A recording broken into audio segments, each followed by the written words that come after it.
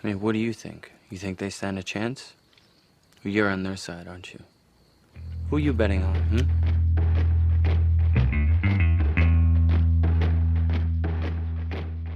Magic mirror on the wall.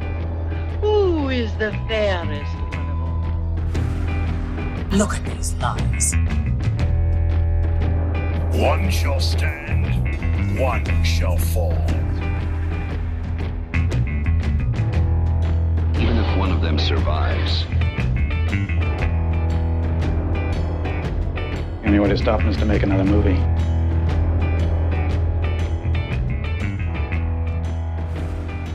Welcome to the Celluloid Mirror, a film discussion podcast presented by 4 Mile Circus, a full-cycle media services company based in Brooklyn, New York. In the Celluloid Mirror, we will look at two very different films to see what they reflect about one another and the audience. I am one of your hosts, Nicole Solomon. And I am your other host, Sean Mannion. Today on the show, we're looking at Transformers the movie from 1986 and the 2007 remake of Funny Games. We'll give you a quick summary of each film, talk about the critical response to each, and then discuss the surprising things these two films have in common, breaking them down individually and collectively by shared themes. How are you doing, Nicole? Oh, I'm doing good. I'm doing pretty good. I got some coffee, got some snacks, some seltzer. I finally watched the premiere of Lovecraft Country, which our listeners won't know this, but that premiered about 5 days ago. Yeah, it premiered on Sunday. Yeah, we watched it Sunday night. It was so good. It is now Friday. Yes, it's now Friday. Week. And very, very, very good. It's one of those shows that's kind of very exactly my shit in so many ways. And I also watched a movie called Losing Ground last night. Kathleen Collins, I'm going to double check her name, I believe is the name of the director. It was the one feature she did before she sadly died. Early film directed by a black woman. Not a lot of black women getting feature films made in 1982, unfortunately. I'm hoping maybe Criterion will release it on Blu-ray. It's a really interesting film. I do recommend it. We've been watching ghost movies the last night. We watched... You were going to watch The Frighteners, right? Yeah, no, we watched Frighteners, we watched Sixth Sense. And yeah, just like ghosts and like what are rules around ghosts and stuff, because my wife Jess is working on some ghost related things, and so it's a research thing and also an excuse to be like, because of how the world is right now, like what are we gonna do tonight? I mean, there's probably other things we could do, but it just usually means like what are we gonna watch tonight? Because what else are we gonna do with our lives? Once in a blue moon we play a board game. Once in a blue moon, we'll play Scrabble, at least. Mm-hmm. Yeah, it's what are we going to watch? Because our listeners are probably aware of this, actually, but the whole world outside is on fire. Figuratively, but soon literally also. You know, other parts of the world are not as on fire. Some of them are just smoldering. You know what, For some of them, they've made it a smaller fire. Some of them have made it just a little bit smaller. But, you know, the U.S. always has to be best, so... Yeah, exactly. We have to somehow... we have the biggest on fire. We have the most people dead. Every single day. But what we are talking about, I think, are some movies. We're talking about movies. We're talking about 2 movies. 2 movies? What are the movies, though? I think I forgot. You think you forgot what the movies are? What would you like to talk about today? Which what 2 would I like movies to talk about? Would you like to talk about in relation to one another? Just off the top of our heads, yeah. With just stuff that we know a lot about. Yeah. Well, I think we should talk about something like fun, mm-hmm. and something maybe a little less fun. Cool. Depending upon your mood, maybe something fun, like, you know, it's in the title, Funny Games. That's a lot of fun. Oh, yeah. Fun and games together in one title. It's in the title. It's amazing. It all goes together. And then something maybe a little bit more disturbing, like... Yeah, something deeply disturbing, something concerning, like Transformers the movie from 1986. Oh, yeah. I mean, that's like... you're a truck and then you're a person, but actually you're not alive at all. And but now yet you can still die. Yeah. Just it is a slaughter for half an hour and then sort of incomprehensible. Well, then we'll talk about that. We'll talk about why Let's we do those. picked those films, but do we want to give like some quick synopses of? Yeah, well, I can tell you a little bit about Transformers. Cool. And then maybe I can talk about funny games. That sounds good. That's like sharing the workload. So Transformers is a film, as you mentioned, about robots that are in disguise. They transform, they change themselves from robots into vehicles or weapons or sometimes insects or dinosaurs. Don't ever forget the dinosaurs. Never forget the dinosaurs. They're delightful. The Dinobots are a highlight, yes. The Dinobots are delightful. In this film, in this 1986 film version, which takes place between the first and the second seasons of the second and the third seasons, of the ongoing television series at the time, it jumps forward to 2005, to the far future of 2005, where the battles between the evil Decepticons and the largely heroic Autobots continues. And it starts with a major sort of victory, maybe more of a like draw between the two sides, where pretty much everybody dies. Every major character from the cartoon series, which is again only in its second season and about to go into its third, dies, including the main hero of the series, Optimus Prime, and the main villain of the series, Megatron. Plus all sorts of other popular characters from it. They are cleared off the board, and new characters are brought in, including Hot Rod, who is voiced by Judd Nelson, and Megatron is replaced by Galvatron, voiced by Leonard Nimoy. And in the backdrop of all of this, there is Orson Welles as a planet-eating planet who is trying to get what is called the Autobot Matrix of Leadership, which is apparently like the whatever head of the Autobots has like a glowing ball in his chest, and he has to pass that on to the next one. And that's very important to Unicron, who's played by Orson Welles. And so after the fight that ends in a draw, the Autobots are kind of spread out across space, and the Decepticons are chasing them down. And it all culminates in a fight with Orson Welles' Unicron and Hot Rod, the new hero, taking over leadership after Robert Stack's Ultra Magnus. Such great names for these characters. Also can't defeat the evil Orson Welles.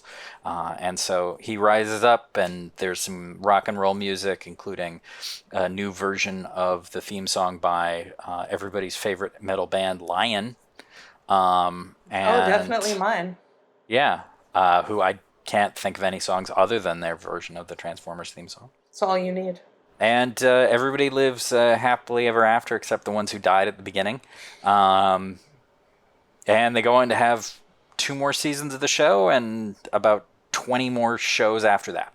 Wow, that sounds like a really sophisticated political allegory for our times. We're going to have some levity, I think, to go with all that.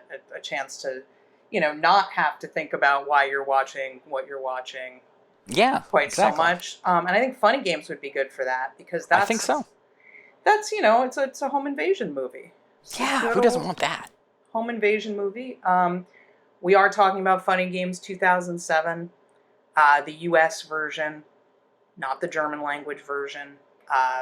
We decided to do this version of Funny Games just now for a few reasons. Kind of, I think Sean and I both feel that it's a little bit more of the ultimate expression of the project of Funny Games, for reasons that we will get into as we get into the discussion. It was always meant to be set in the US. The original version, if Haneke had his way, it would have been in the US initially. And etc., etc. So let's go with that version. It stars Naomi Watts and Tim Roth as the Farbers. They're a financially well-off couple going with their son Georgie to their nice big summer house set up with a nice, really sophisticated security system. And they're there with their dog. And then these two dudes, played by Brady Corbett and Michael Pitt, show up. These two preppy guys, young men in tennis whites who look like they're from good families, very fine young people. Very fine people, as certain leaders are prone to say, you might say. And they kind of talk their way into the house and just gradually keep pushing the line and pushing the line and pushing the line until outright violence breaks out. And the Farbers end up being held captive in their own home by these two sadistic young men who play various sadistic, torturous games that, spoiler, alert, don't listen to this episode if you don't want to know everything that happens, both in Transformers and Funny Games. But honestly, I did already give away Transformers. Your spoiler alert is after I already spoiled some stuff. Well, Good job, Nicole.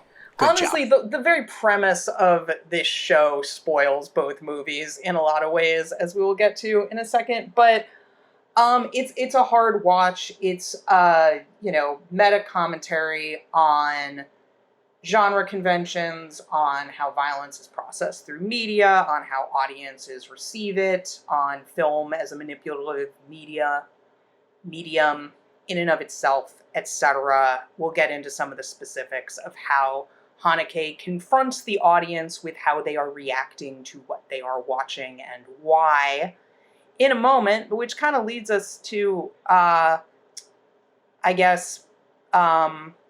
why did we pick these two films? Like, why did in this what do moment? they have in common? What do they have in common? Do you have any thoughts on that? My thought is that, as we've discussed, they're two films that understand that the audience must suffer. Yes, the audience, they deserve to suffer. They deserve to suffer, and suffer they did. Reaction to this animated Transformers, it's a cult classic now. It's like fairly beloved now, but it was a commercial and critical disaster at the time, including like fans didn't like it because fans were little kids who are like, what the hell? You killed Optimus Prime. Kids were like crying about this, from what I've heard from people who were more into Transformers at the time than I. It was scandalous. It was shocking and horrifying. And it wasn't like, oh my God, you got to go see this. This is so grimdark Transformers or whatever. It was just like, what the hell? This is terrible. 80s kids weren't ready for that. They didn't want that. And the critics were just like, what the hell is this advertisement for toys? And we'll get into all that in a minute. But it's a film. I mean, you don't expect the protagonist of your TV series to die in Act 1 of the film adaptation. No. And that is how it subverts its expectations. While you already kind of talked a little bit about how Funny Games does something similar, but it also had a similar negative reaction, particularly from critics, which we have so much that we can share from that. That's a whole dive into that we can do, and we'll only even have time just to scratch the surface, but really despised by many critics, and the film being a thriller that is about why, in many ways, is about why it's wrong to, maybe not wrong, but why it's disturbing to have a thriller movie in the first place, and that it's actually confronting the audience with its own penchant for violence, its own desire for violent content. It's directly confronting it, which makes a lot of people very uncomfortable. Very uncomfortable. Yes, it's a film that uses so many of the conventions and tropes of its chosen genre in order to subvert them by denying the audience any of the cathartic pleasures we have come to expect from said genre. And so it's, it's all the turning of the screws and none of the release. And as well as various other very pointed asides to the audience that make it very clear what Haneke's intentions are. So that's what these two films have in common, why we picked them. I just, no need to hold back on this. I think I can, not to speak for you, Sean, but I think we both like both of these movies. Oh, yeah. I'm a big fan of both of them. Like, yeah, I just saw Transformers for the first time maybe a month or two ago. My friend Che did a remote cartoon salon, because that's the sort of thing that we all do now in the age of coronavirus, and shared the Transformers movie, which I've been meaning to watch forever, but it's a little hard to find these days, and I really enjoyed it. And Funny Games is, famously just one of my favorite films. Similarly, I'm quite fond of both movies. I saw Funny Games when I was in film school. It was on Netflix at the time, and I was like, I think we watched Seventh Continent in class, and I was like, I want to see more from this guy, and I watched that on my own. And that was an interesting experience. Just like that sort of like, oh, you're telling me I'm a bad person. Okay, that's fair. And Transformers, the movie, I've seen so many times. I watched it initially as a small child. It was definitely something with my parents. I was like, oh no, we need to rent Transformers, the movie. And that was one of those movies that as a kid just watched over and over and over again from the rental. And currently I own like the 20th anniversary DVD, and somebody found some not usual print of it on VHS. I actually didn't think about it before, but I might actually have it right next to me here. Ooh. Yeah. Oh, there it is. There it is. Yeah. So, a version of Transformers the movie. This is, I don't know. It looks like it's a Canadian home video release from 1995. Clamshell, though. Yeah. So, I haven't actually tried to see if this still works or not. For listeners at home, they're missing out on this beautiful, beautiful 90s Canadian clamshell edition of Transformers the movie on VHS. But that's why we're doing this video for the Patreon members, which we'll talk more about later. But they can see shit. Haha. Our Patreon subscribers definitely can see some shit. Yeah. So big fan of both of the movies. Been a long time fan of Transformers the movie, and also sort of remember having probably a decade or so ago really thinking through like, oh, it's fucked up that like that movie starts with in the first half an hour, just everybody dies. So I think we could say the connection between Funny Games and Transformers is the subversion of audience expectations, yes? Mm-hmm. And it's interesting because it's kind of to two different ends, right? Almost opposite ends, if you will. Transformers' goal was the most pure crass commercialism you can think of. Haneke's goal was to puncture the Hollywood bubble of crass commercialization of violence, not to breed better consumers, but kind of the opposite, to breed more critical consumers. Funny Games uses the structure of like a horror or home invasion thriller movie while subverting the tropes of that genre and confronting the audience with its own desire to watch horror and violence, whereas for the sake of commerce, not converse, but probably Converse too. Converse there were probably also. some Transformers Converse. Probably eventually. Yeah. And Transformers eliminates major characters from the franchise in the very first act of the film, handing the narrative over to new characters the audience was not expecting to follow. Yeah, it's just from the outset there, both of them are, as you say, for different reasons, presenting the audience with one thing and then taking it away.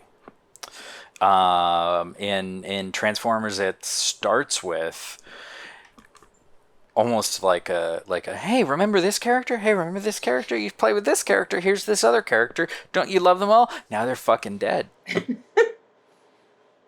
Do you like Optimus Prime, kids? Look, he's here to save the day. Now he's fucking dead. What you can do? Buy this new toy, you little shit. Which is kind of the same structure as the Act 1 of Transformers is structurally similar to the entire duration of Funny Games, because Funny Games is, oh, here's this character. Oh, looks like maybe they're finally like getting a what's an idiom? I can't think of an idiom. Getting a leg up on their captors. Oh, she's got a gun. Oh, she's gonna blow him away. Oh my God, she blew him away. The most famous scene in the film. We'll talk about it in sub-depth later. Wow, I'm so relieved that this asshole finally got killed and Naomi Watts took control. Oh, no. Oh, they're just gonna undo that. They're just gonna be like, no, you don't get to have your catharsis. You don't get to see anyone get their comeuppance. You just get to see these characters that you increasingly are invested in the survival of get picked off one by one. Yeah, absolutely. It's similar. Yeah, they're practically the same thing. And they both, but for very, as you say, for very different reasons. It's stated by the producers of Transformers that the directive to kill off all the characters came from Hasbro, the parent company, the toy company, because they wanted to introduce new characters. Yeah, they were. The whole Transformers movie is designed to sell more violent toys, whereas Funny Games is designed to try to wake up audiences from mindless consumption of violence. So it's an interesting kind of like mirror through the looking glass version of one another of sorts.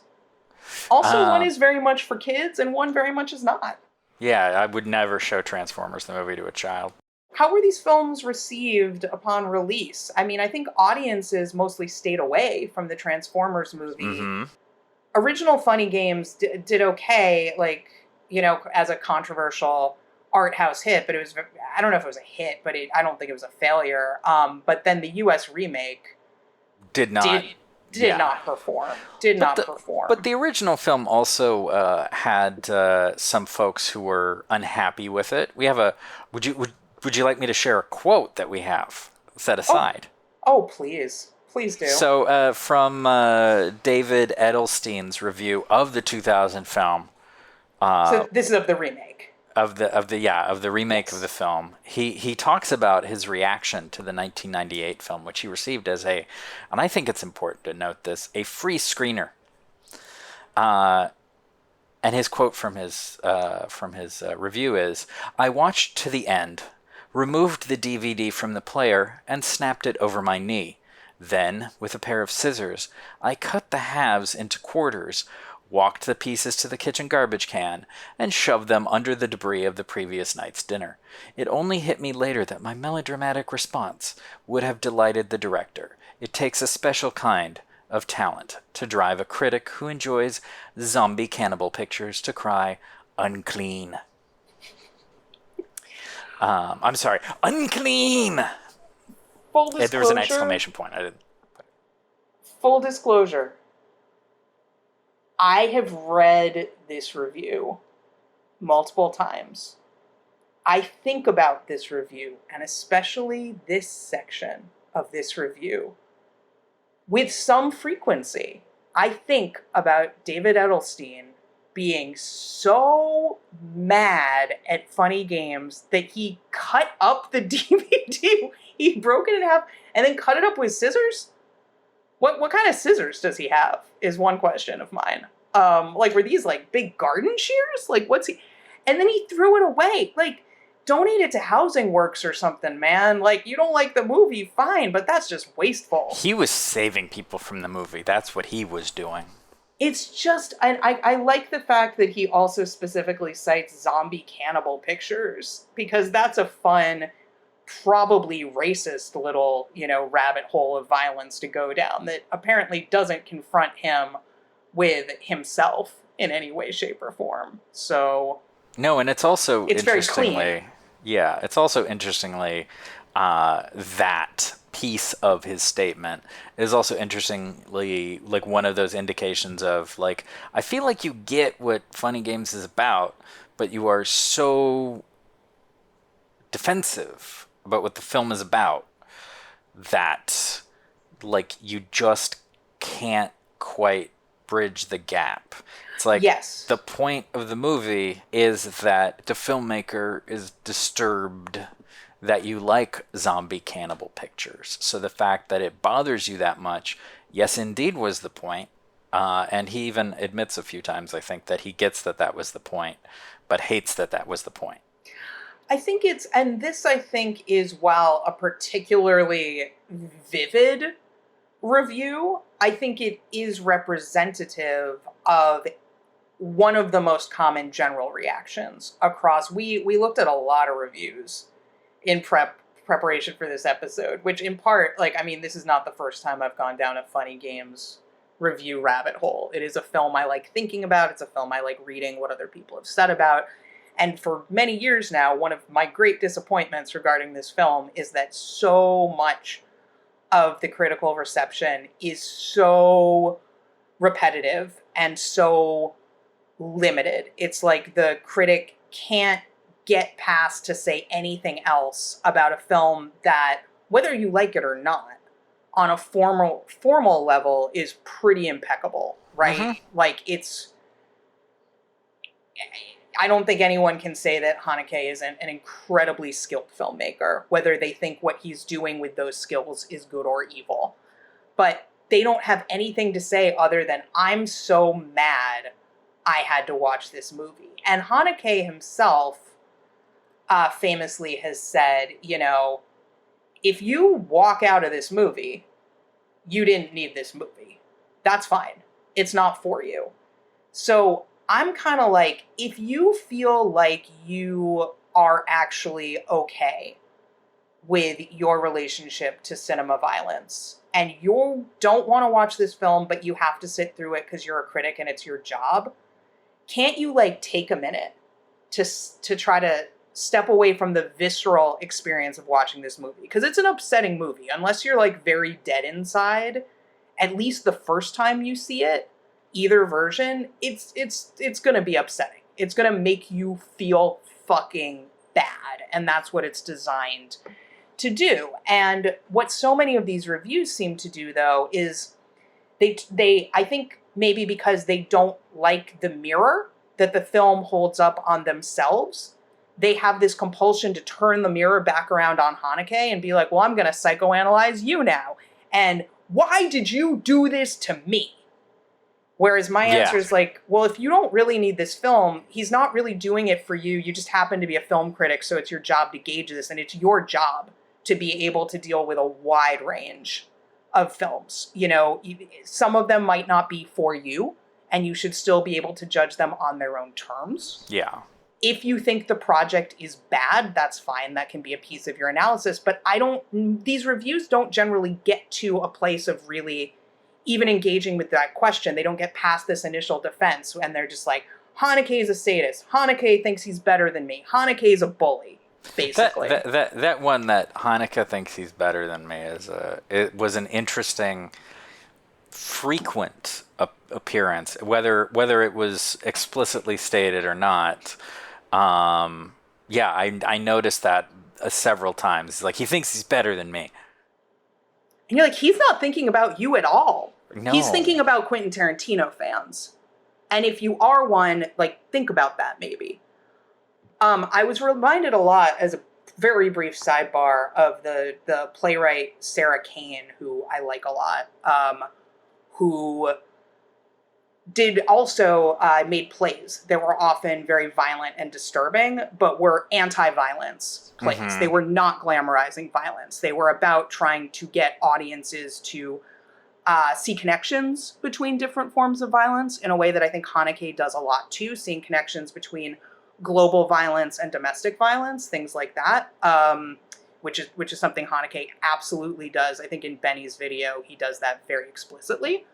But Funny Games is kind of in keeping with this is a theme of his. Haneke is, whether you like him or not, I would say a filmmaker with a moral compass who, by his own admission, makes films about things that frighten him. Yeah. He's very concerned with violence, and he thinks about how he as a filmmaker can engage with that. But he's interested in violence in film, but I just, people focus on that a lot, and he's interested in violence in general. Mm-hmm. He's working in film, and I think that's why that comes up so often as, you know, a site, a location for dealing with violence. But, you know, he like Sarah Kane, I also, I think it's interesting because they both said really negative things about Quentin Tarantino. Mm-hmm. As people who were working in the 90s, and suddenly he was like commercial success, critical success, beloved by audiences, making these really entertaining, sometimes ultra-violent films that some people who also work in the realm of violence, maybe with a little bit more of a moral framework than I think Quentin Tarantino has. I don't think he has a moral framework. You know, I think he makes very, very high-budget personal fetish porn, basically. But I think he is emblematic of the kind of popcorn, edgelord, entertaining, fun violence that artists like Kane, who has been frequently censored, and, you know, there was a lot of outrage, very similar to the Funny Games critical outrage against her first play, Blasted. There was very similar critical, what is this atrocity? How could you do this to us? Kind of thing, when it's a very moral play. As Funny Games, I think, is as well. We can disagree about things. I find it a useful check on myself, honestly, as somebody who also is concerned with violence and likes a lot of violent entertainment, but not in an uncritical way where, like, when I was in high school, I kind of was like, well, I don't think violence in film necessarily causes violence in real life, so everything's fine. Nothing more to see here, nothing more to think about here. Never need to revisit this set of issues again. Just going to be defensive about it, you know? Yeah, it's unfortunately the sort of conversation that you can't, that a lot of people just won't let you have. Like, because the assumption is if you're criticizing it, you're saying that by necessity, violence in film or violence in video games or violence on television or whatever must produce violence in reality, in real life. But we can have a conversation about how it's impactful or how it's potentially dangerous or potentially detrimental to people's mental health on some level, without it necessarily being like, oh yeah, you're going to watch a movie about somebody getting stabbed and then you're going to stab some people. Yeah. Like, it doesn't have to be that.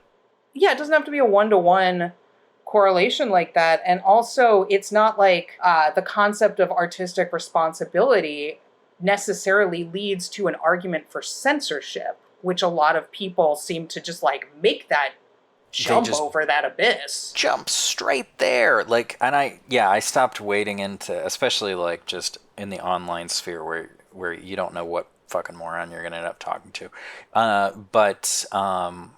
But yeah, like, I stopped wading into conversations where I'm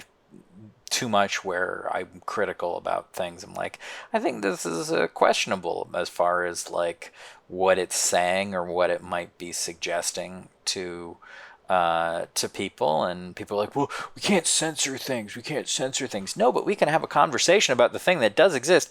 Me talking about something does not censor it. It still fucking exists. It still made a lot of money, Joker. Have you watched that yet? No, I'm not gonna watch that movie. One thing that we might want to discuss a little bit with our listeners is in connection to what we were just discussing about Funny Games reception, and the inability of certain critics to get past this initial just angry defensiveness, is a lot of times in their anger, they end up making Haneke's point for him in the reviews. Not in the David Edelstein way where he's like, and Haneke probably wanted me to cut up this DVD. And I'm like, I don't even think that's anywhere in he didn't make this movie to piss off critics. No. I do not think that was his motivation. I think he didn't care if that happened, but that wasn't the goal. And a lot of people, I think, treat Haneke like he's just a troll. And right. I don't... They treat him like he's Lars von Trier. Yes. Yes, yes, correct. But then they end up telling on themselves in these critics. Like, if I can read from this Slate review, rarely have I hated a movie villain like I loathed the preening, entitled douchebag that Michael Pitt plays in the movie. I distracted myself from the pain of watching the Farbers suffer, meaning he distracted himself from the movie he was watching, by imagining novel ways to reduce his cherubic face to mincemeat. Just way missing the point, but okay. I was so mad that I didn't actually get to see graphic violence on screen, that I had to imagine it. Because Funny Games, it's a violent film, it's a disturbing film. There is not much graphic violence we see on screen. No. In the film. It almost all happens off screen. We hear it, we see the aftermath of it, and that's very intentional, which is part of why, to circle back to David Edelstein, this film is often referred to as, by a little phrase that I know you and I both love so very much, torture porn. Yeah, well, because you see, it's bad because it has torture, which you don't like torture, right? And it's porn, which, like... don't want to censor it, but it's bad. Yeah, it's bad. It's like, it's one of those shitty manipulative phrases where they're trying to force you to agree with them by choosing a name that makes it sound really bad. And it doesn't, and torture porn, for anyone who's not clear on this, another David Edelstein review that I've revisited a few times is one of, and maybe it was Devil's Rejects or something like that. He wrote a piece where he coined the term torture porn. Film critic David Edelstein coined the term torture porn in a New York Magazine article published on January 26, 2006. The article cites the films Hostel, The Devil's Rejects, Saw, Wolf Creek, and The Passion of the Christ as examples of a new trend in which, quote-unquote, explicit scenes of torture and mutilation that were once confined to the old 42nd Street now have terrific production values and a place of honor in your local multiplex. Oh, and we'll get back to the robots in disguise soon, we promise.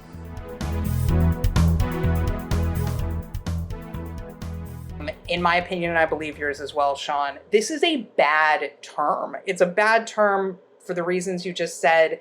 There's baked in assumptions that porn is bad, which I don't subscribe to, and it also lumps together any film that's gory and or violent that the viewer doesn't like, and gives them a way of dismissing it, being like, this is just violence porn. The torture is oddly specific. I think it had to do with it being like a post-Iraq war moment and some stuff that was in the ether, why that's what got Wasn't it Hostel, or am I thinking that maybe he just applied it to Hostel? Okay. I think it got applied to Hostel, I think, in that initial piece. That was definitely one of the first films it was applied to, but it wasn't. People often say, act as if that term was coined for Hostel, and it wasn't. Oh, okay. It was coined to refer to, an emerging trend. Yeah. As Edelstein saw it. I definitely remember he included The Devil's Rejects in it, because that's one that doesn't get mentioned quite as frequently. Usually people are just like, Saw and Hostel. It's talking about those kinds of films, but the thing is, from its inception, it wasn't only talking about these new, very mainstream films that featured more graphic scenes of violent torture than we were used to getting this much of at the multiplex. That was a real trend that happened. It's totally fine to talk about it. I don't know if torture porn is the most useful framework for discussing those films, but even from its inception, it wasn't even only about those. Yeah. And Edelstein himself, I believe, has used that term to refer to Funny Games, which is just shows the complete uselessness of that term, because Funny Games may be a lot of things. It's not pornography. I mean, I'm not saying there's not someone out there who can jerk it to Funny Games, because there's someone out there who can jerk it to everything on Earth. But I mean, it does have Tim Roth. It does have Tim Roth. Naomi Watts is very pretty. But Haneke's intention in this film was the opposite of pornography. Most porn, like, they were trying to make porn. That's usually how that works. They were trying to make something for purposes of sexual gratification. This was designed for the purposes of, like, no gratification, except maybe the intellectual gratification of grappling with it afterwards, which is why, like, I always tell people it's one of my favorite films. It's easier for me to watch now because I've seen it enough times that I can focus on the technical elements or things like that, rather than being quite so viscerally in the story that is so disturbing. But it's not a film I recommend to everybody, you know, because, like, not everybody needs to watch every film that's good. And it's a punishing, brutal ride. And I'm upfront with people about it when I talk about it. I'm not like, oh my God, you have to watch Funny Games. I'm like, this is what it is. If you're up for that, I will tell you that for me, despite it being unpleasant, it has given me so much to think about. Yes. And that is worth so much to me. And also, it's an example of a filmmaker just really, I want to say, as with Transformers, but I don't know that I can really say this about Transformers, who's really working with the medium and trying to do new things with it rather than staying stuck in the same formulas and the same... Yeah. Like, how do we use the manipulation of cinema, you know, to wake the audience up rather than lulling them into, you know, their comfort zone, whether that comfort zone is the roller coaster of a home invasion movie or the more comfort food of a rom-com or whatever the expectations are. We have expectations we bring to film as entertainment, and Haneke is trying to make it more than just entertainment. And I have to respect that. I think people are like, that's pretentious. And I'm like, you know what? Give me pretentious. Give me something. You all are giving me nothing.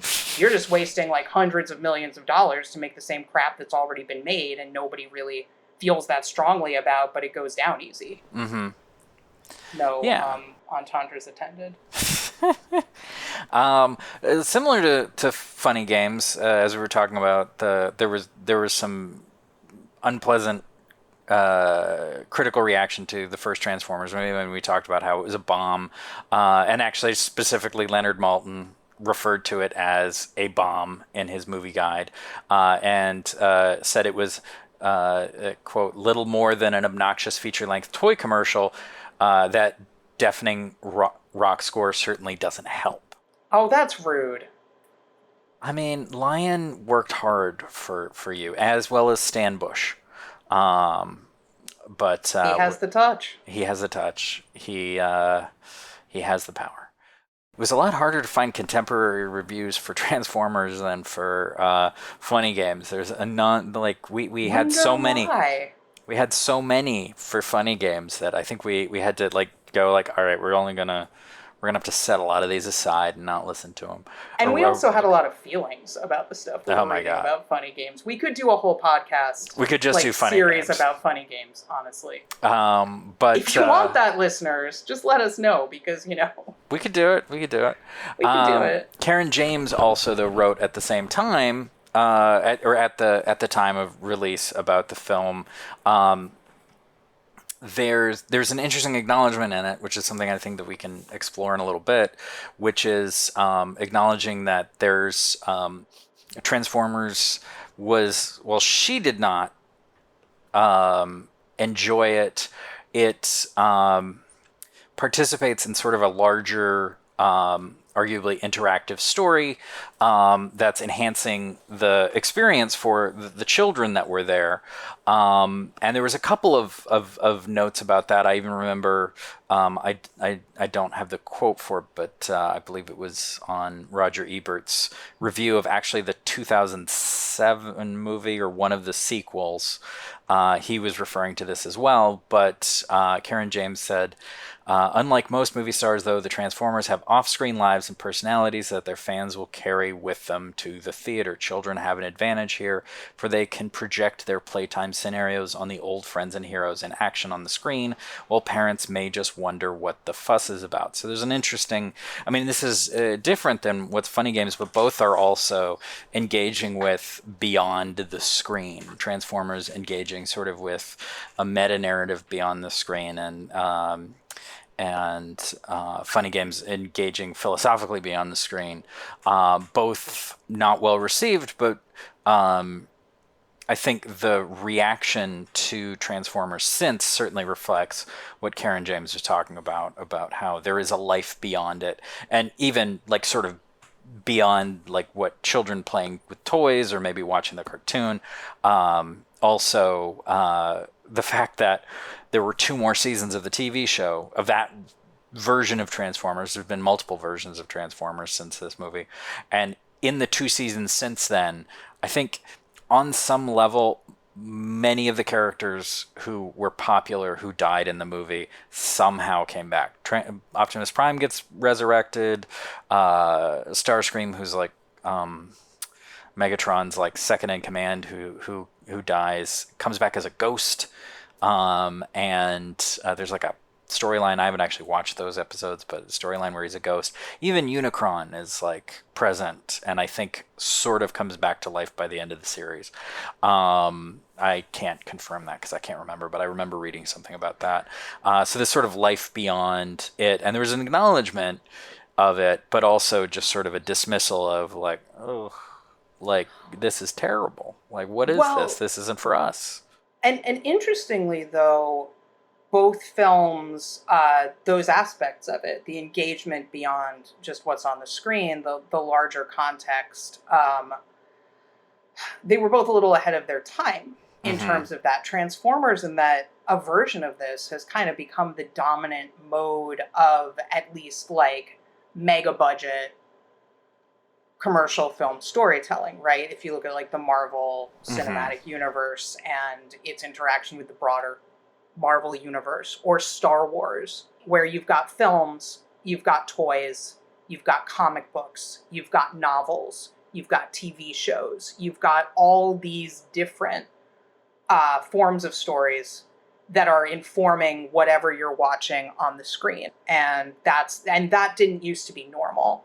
Back in the 80s, you would have to make you'd have to at least, have a fig leaf of this film can stand alone, and you don't have to have been like following a toy series to understand it. And now that's totally normal. And similarly, the kind of meta commentary of Funny Games it was not unprecedented, but it was a lot newer. Like this original Funny Games came out shortly after like the original Scream, for example. Which was, of course, after Wes Craven's New Nightmare, which was after any number of other films that, did a kind of meta horror commentary thing. But after that became very, very common, to the point now where it's almost not even commented on. This sort of like meta commentary, maybe especially with horror and thrillers, which is an interesting topic of why that is. That's just become so normal. It's very normal to see like these meta in-jokes in horror movies. Like it's expected at this point, that are often poking fun at the tropes and conventions of the genre. But usually poking fun, not like, we are going to rub your face in your own filth, the way Haneke does it. Yeah, exactly. And in that sense, like both films, they produce a reaction, or produced a reaction in the audience because of kind of the nature of the films. One being to push a certain commercial narrative that was all about what was beyond what was on screen, being an advertisement, as many dismissively referred to it, which is completely legitimate. And then the other one, as we've said, is criticizing the enjoyment of the very type of genre it participates in, which I think is an interesting thing to talk about in terms of what makes both of these films sort of shocking and effective in the way that they're shocking is the fact that they reinforce genre conventions and sort of story cycles and subvert them. They sort of play both sides, which is what you kind of have to do in order to subvert, I think, in order to subvert these genre conventions, story cycles, is you also have to actually do it. It has to be like a good horror movie that actually undermines or questions the conventions of a horror movie also has to be a horror movie. And yeah, Funny Games is hitting the beats. It's just it hits the beats and then it twists things. Exactly. It hits and then the beats. The next, yeah. Go ahead. It's like, sorry. we're going to show you this knife. That knife is not going to be used the way you think it's going to be used. Mm-hmm. Exactly. But it's there for the exact same reason that it's usually there. It's there for that very, oh, hey, we're going to do something. It's there to inspire hope so that hope can then be quashed. Exactly. Which is kind of what he does over and over and over again throughout the film. It's a brutal, punishing film. Yeah. And it's also, I think, worth noting, I think you and I, Sean, both like a lot of films that are... I think Funny Games is a masterful film. I think there are a lot of films I love that I would not call masterful. Transformers potentially might be one of them, although I really love the animation. It's beautiful. I've got a lot of positive things to say about Transformers. I'm not talking shit. I'm not saying it's so bad it's good or something like that at all. But Funny Games kind of does exactly what it set out to do. Yes. I don't know that it has the impact societally that Haneke would like it to, but it does to the viewer exactly what he was intending. Transformers, at least initially, did the opposite. Right? But that's part of what makes it so good, is it's this happy accident. Transformers ends up being a much more interesting movie because of this commercial miscalculation, where they're like, kids will be fine with all the characters they love dying as long as we give them new crap to buy. Yeah. But it ends up then making the story interesting, because you're like, I was not expecting Optimus Prime to die. I was not expecting this to be a story about having to rebuild in that sort of bleak. Right. Yeah. And you've got the gravitas of Orson Welles and Leonard Nimoy, and it's a lot of interesting stuff, but it's a little bit on accident that it turned out as interesting as it did. Whereas Funny Games is just followed the blueprint by design, does exactly what he was trying to do. Yeah.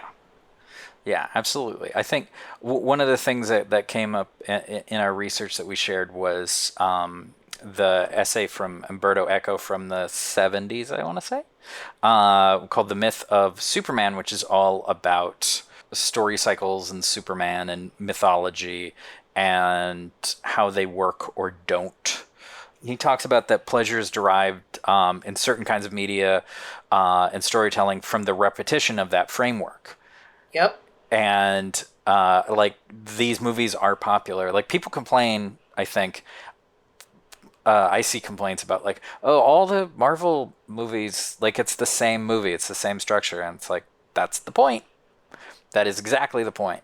That is what they exist for. They're not going to, they're going to change around the building blocks in the middle, but it's supposed to fit a framework, because that is the point. That is what makes it, that is sort of pleasurable. If you shift it too much, you make a different kind of movie, which can also work, which can also be a lot of fun, but isn't really the point of these. Kind of, this genre is this repetitious thing. And that's true of so many genres, right? That's true of rom-coms. That's true of revenge fantasy films. Horror that's movies certainly full of in general. Buddy cop movies. There's a million genres, and you can subvert the conventions of the genre. That can be a great thing to do. You also can just make a solid example of that genre for people who like that genre to enjoy. Yeah, and it's not, as you're saying, it's not unique. It's really everything. Every drama, every family drama, honestly, every Oscar movie. Absolutely. The structure can be a little easier to see, I think, in some versus others, but this really does cut across. Yeah.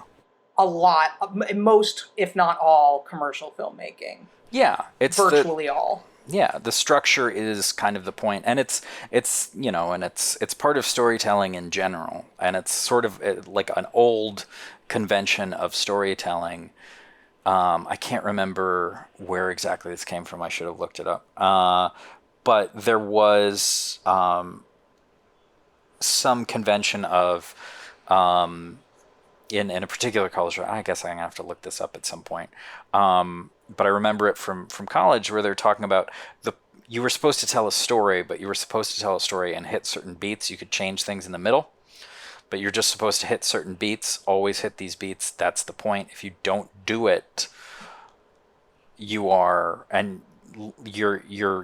You're a bad storyteller. That's old. That's been around forever. I mean, like oral storytelling, you would have like, oh, I'm going to tell the story of Hercules. I'm going to tell the story of whoever. Odysseus, Batman. Yeah, Batman, exactly. If it was just having a text conversation with our mutual friend about Batman, where I was talking about, yeah, it's just the same shit over again. And like vary it up a little bit if you're going to repeat it, because they're talking about, there's a lot of jokes on Twitter about how they're going to be exploring how the origin of Batman affected him emotionally. Oh, his trauma about it. Like we haven't already done that a million times. What are they going to do with that? But like, so probably show it in slow motion. So how do Transformers and funny games relate to the myth of Superman?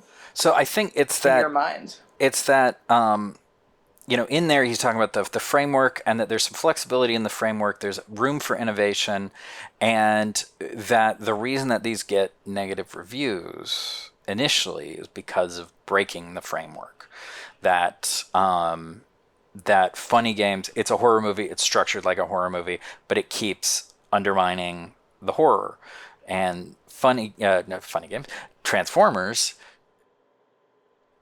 is participating in a cycle. Being, it's coming from a half-hour TV show where every episode, like, here's the heroes, here's the villains, there's a conflict, it's resolved. And so it's building off of that, it's building off of expectations for that, and then it starts the same way. Here's the heroes, here's the villains, there's a conflict, now everybody's dead, and there's no resolution. And the beginning of the movie then becomes this sort of breaking of that. Transformers being different in that it reasserts its story cycle again as sort of a passing of the baton with the Hot Rod character we talked about, but which I think is one of the reasons why it has then become in the long term beloved, because it still reasserts. So it reinforces story cycles, even as it subverts them, and perhaps it must. I think so. I think for it to continue as it has, it had to have done. Like if it just was like, no, everybody's dead, that's it, the movie's over, everybody's dead. I think it would be. I think we wouldn't even be talking about it. Like I think it would have broken it down so much that it would be this obscure little failed cartoon that people are like, yeah, have you seen that? It's weird. They killed all the characters and then that was it. But Transformers does function as a like cartoon adventure film. Absolutely. It's just a very disturbing. It's very disturbing. One. It clears the board at the beginning. We should talk a little bit, I think, about rejection of a passive audience on the part of both of these films, because I think that's another really important commonality between them that we've touched on a little bit, but didn't really go into specifically. Mm-hmm. Transformers obviously is viewing, it's kind of funny to say Transformers rejects a passive audience, because the activity they're expecting on the part of the audience that this film is designed to provoke is as consumers. Yes. Exclusively. Unless you want to say as fans as well or something, as if there's any separation between those two things. Like this film is designed so that kids will go out and buy products and continue to consume Transformers media, whereas, Funny Games is trying to confront the audience with their own complicity in the violence being shown on screen, right? And saying, like, you are not just... Funny Games is saying, you're not just sitting here watching this. You have some responsibility to the fact that this is even happening in front of your eyes. What are you going to do about that? I mean, Funny Games is trying to provoke people to either walk out or think about what you've done, I would say. But thinking about what I've done is, sometimes one of my favorite pastimes. So that's just fine with me. I'm not going to cut up any DVDs anytime soon. Why not? You really got to declare something with that. Yeah, I think it's interesting. I think both of them are dealing with, as you say, the passive, the idea of the passive audience. One being like, you're for us to advertise to. You sit there, we feed you a story, and then you go and buy stuff that's from the story. But that's sort of the original intent behind it, but the actual execution, as we talked about, it sort of accidentally becomes the opposite, because it almost, and I think there's a degree to which this happened. If we look at the Transformers media that comes after it, there's a degree to which the audience, because of how they start it with like, okay, let's clear it and here's new toys, is put in a position where they actually reject the premise of it. They're like, no, you don't get to decide who dies. And kind of going back to what Karen James was saying about how there's this sort of meta narrative, each individual viewer, almost at least as much as any other film, if not more, each individual viewer is coming in it with their own sort of narrative conception to start. They're like, yeah, no, I have had my own stories with Optimus Prime and Megatron, where they're fighting, and I've had my own adventures that go beyond this movie already, that I've created, and then like this movie can't change those. So there's like there's a higher level of interactivity, perhaps, in this case, with that movie, because there is that engagement. There's that level of engagement, which is both the point of the movie, but undermining the point of the movie. The point of the movie is to get them to do that. Spend money so you can play with the toys. But then the toys themselves undermine the approach to commerce that they have, which is like, no, you need new toys now. But the established sort of route that they have undermines that. And then you've got, as you say, Funny Games. Funny Games disrupts the consumer relationship to genre cinema, right? Yeah. Like, Funny Games makes it a little harder the next time you watch a home invasion movie to just enjoy the thrill ride. That's what it's designed to do. It's disrupting a consumer pattern. I think maybe, arguably, Haneke is hoping to end consumer demand for some kinds of entertainment in some sort of fantasy ultimate goal. So it's kind of like the inverse of what Transformers is trying to do. And Funny Games is repeatedly confronting the audience with the fact that they're watching a film. Most famously, I think the most famous sequence in the film is about halfway through, where Naomi Watts finally shoots one of the two and gets a hold of the gun, shoots one of the two home invaders, blows him away. Reportedly, I've never seen this film in a theater, but reportedly audiences would cheer at this moment. And then the other killer literally picks up a remote control, rewinds the film, or in the US version, it's like a DVD going backward. They change the visual, that, literally calling attention to like the medium of the images in front of you. And lack of control, like with Transformers, where it's like, well, you don't get to decide who lives or who dies. It is the same thing in Funny Games. And it's like, oh, you don't get that cathartic release of getting to see her blown away. We're going to have to wrap this up, so I won't go too deep into this. But honestly, for a film I love so much, for me, one of the potential criticisms of Funny Games might be the way in which it collapses different forms of violence into each other. I've heard so frequently that moment referred to as confronting the audience with the fact that they had just cheered on a murder. Mm-hmm. And my mind is like, that's not a murder, though. I'm not saying that means the point of confronting the audience with their reaction to Naomi Watts blowing the, killer away. I'm not saying that's not a useful moment. I'm not saying I dislike it. I'm not saying I have a problem with it in and of itself. I do have a problem with framing it as you just cheered on a murder. Yeah. Because I'm like, no, that was self-defense. And I am not a pacifist. And I think it is very important that we say that people, maybe especially sometimes women people, like, it is okay to value your own life more than that of somebody who is harming you. Yeah. I actually think that's a very important core moral value of mine. And so, you know, Naomi Watts is right to blow away the guy. Does that mean that's right to be a form of entertainment we take in? I think that's a complicated question.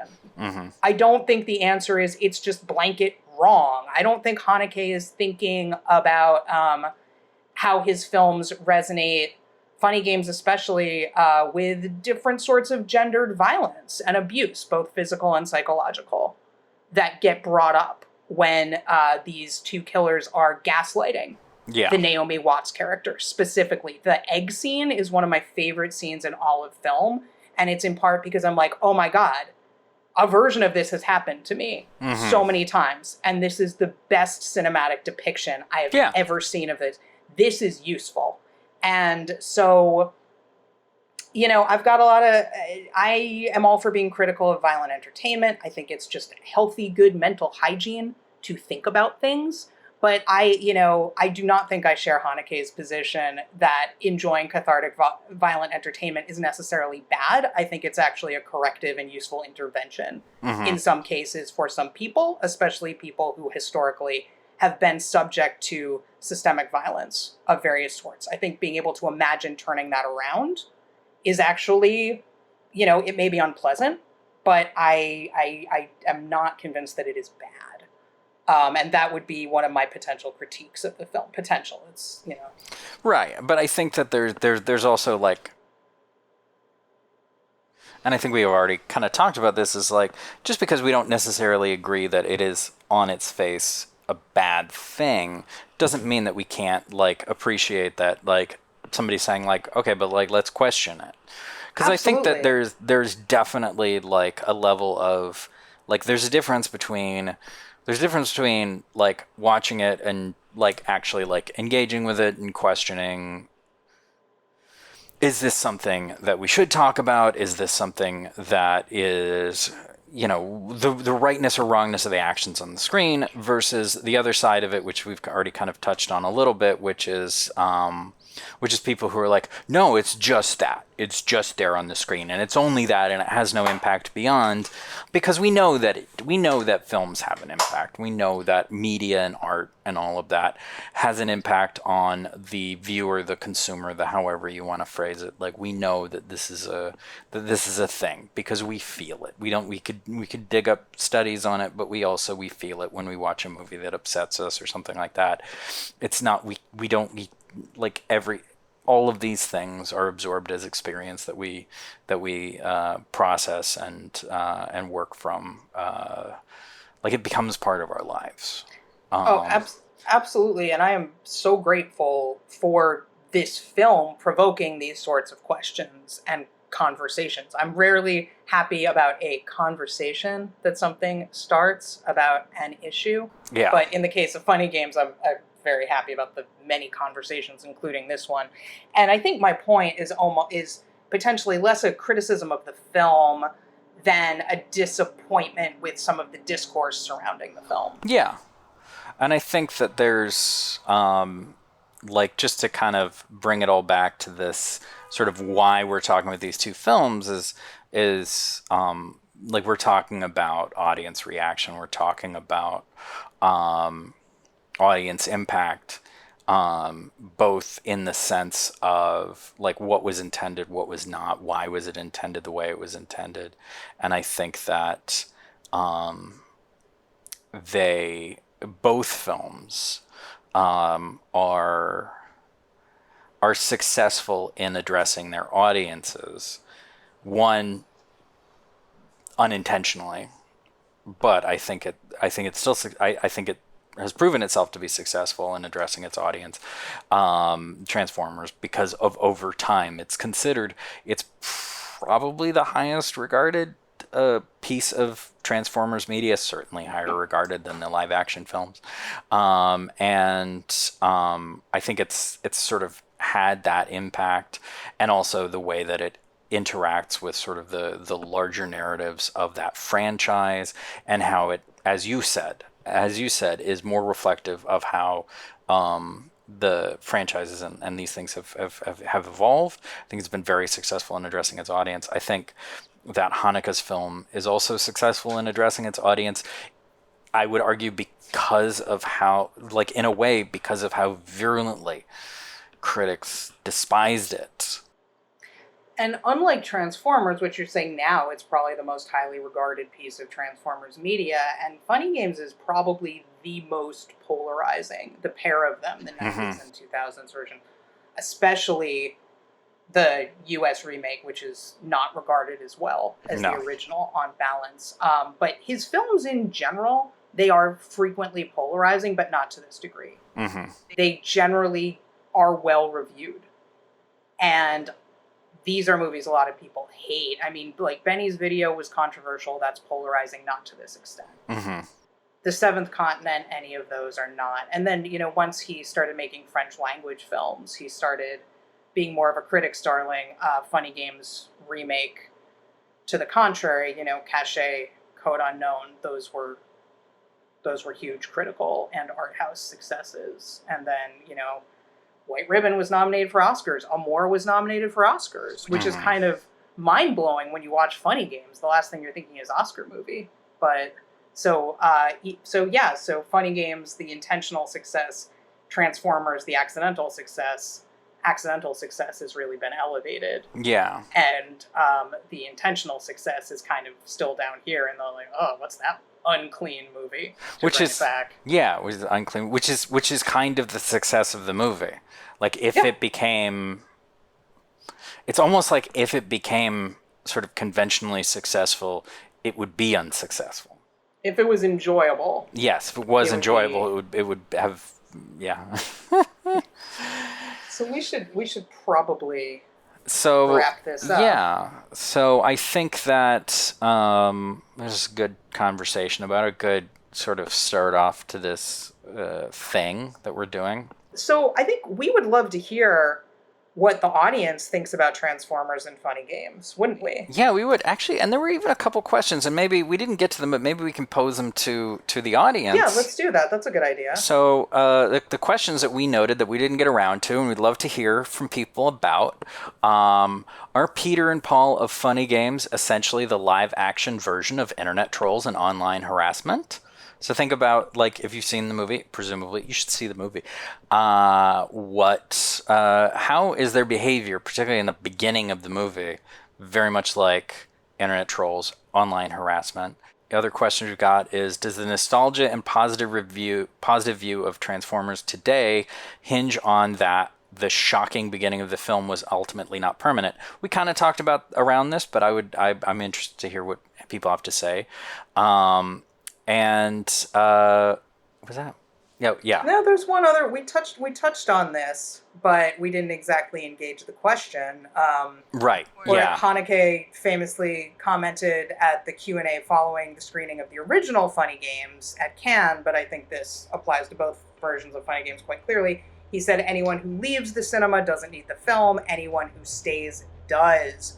What do we think about this? Do we agree? Do we disagree? What does it say that I've sat through this film many times? Many times. And so hit us up. Yeah. What do you think about those? Would you have other questions or comments or other ways that you would like to do it? Suggestions for future double features? Thank you for joining us, and let us know what you think, and leave rates, reviews, and subscribes. And we'll see you guys later. Happy watching and listening.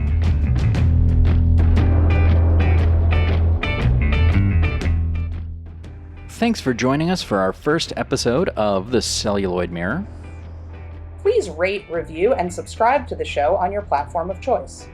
Don't forget to reach out and let us know what you think about those questions. You can email us at info@4milecircus.com, reach out to us on social media. We're 4 Mile Circus on Twitter, Instagram, and Facebook.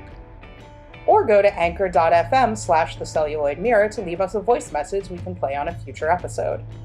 For early access to uncut video of our podcast discussion and so much more, you can subscribe to our Patreon at patreon.com/4milecircus.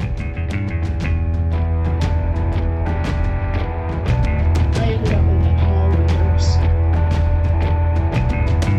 There was another girl. exactly like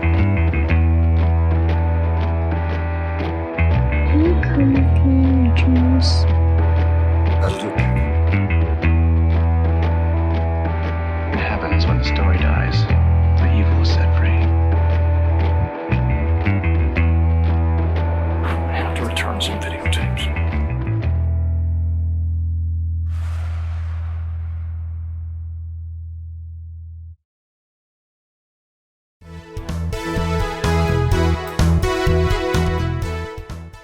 Sean, we need to tell people about our Patreon. I don't feel like it. Why not? Why would we make one if we didn't want people to see it? I just think they'll be overwhelmed. Well, there is a lot of content on our Patreon. Nicole? A lot of content?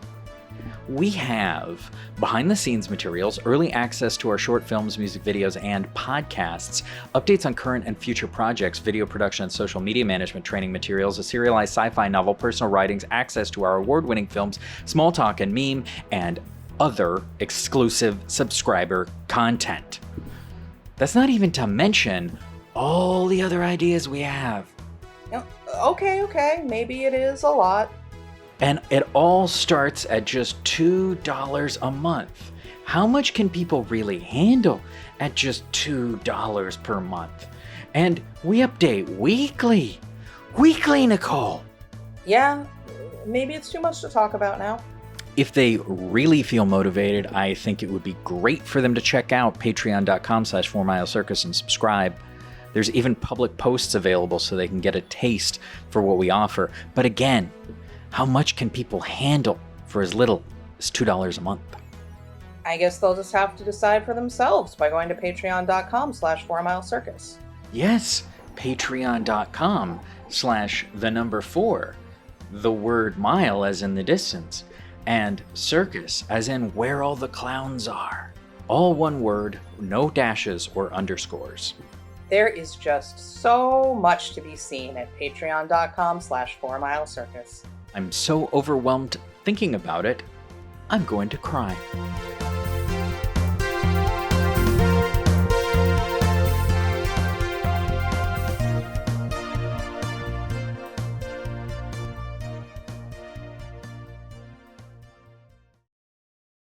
I mean, you want a real ending, right? With plausible plot development, don't you?